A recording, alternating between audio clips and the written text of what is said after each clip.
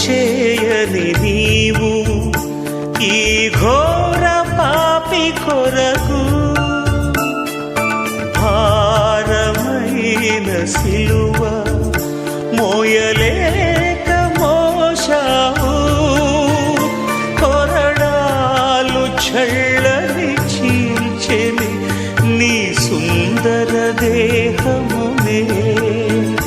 కొరడాలు చళ్ళని చీల్చెని నీ సుందర దేహమునే తడిపెని నీ తనువుని రుధిరంపు ధారలే తడిపెని నీ తనువుని